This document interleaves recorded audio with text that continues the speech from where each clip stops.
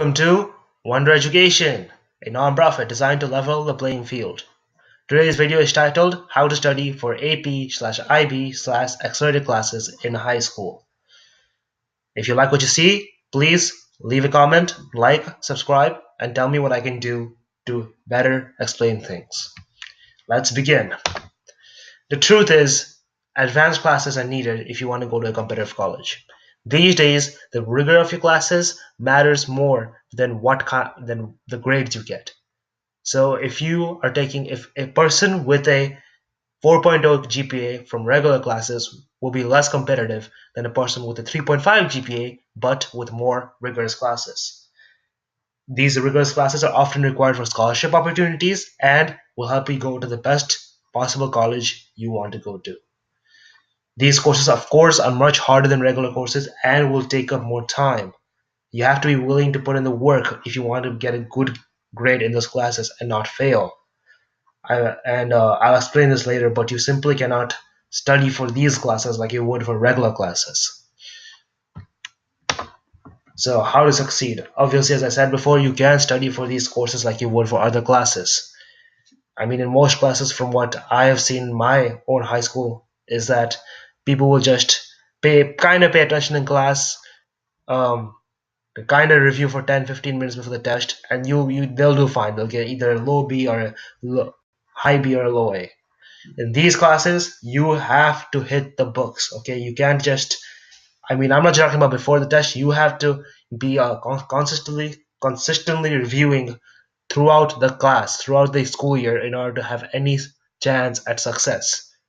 Second tip is and notice how have is in bold. You have to use the review books. Okay, if you don't use the review books, you'll be lost, especially at the AP exam at the end of the year. I say this from personal experience. Review books are the best tool because it doesn't matter what quality of teaching your teacher is providing to you. If you use the review books, you will succeed. And these review books are often available on Amazon or eBay for probably at max $20, and the most recent edition, and you can get them. I recommend getting them around December because that's when most people won't be buying them and the price would have kind of lowered a bit if you want to save money. Next, official exams. I'm talking about the end of year AP exam, your end of year IB exam. These official exams range in difficulty. I mean, if you go to PrepScholar, it's a great site. It'll give you kind of a chart that shows how most language tests, the people taking the language tests score much higher than, for example, world history. Okay, so these exams range in difficulty depending on the subject, but also the level of teaching. I mean, if you have a particularly bad teacher, you're not going to be able to do as well as someone who has in another part of the country who has as better teacher. So that's why, as I said before, the review books are especially important, okay? Because they'll help you succeed even if you have not the best teacher. However, in most cases, they are going to be testing you on how to put together various concepts, and this is really where regular courses differ from AP.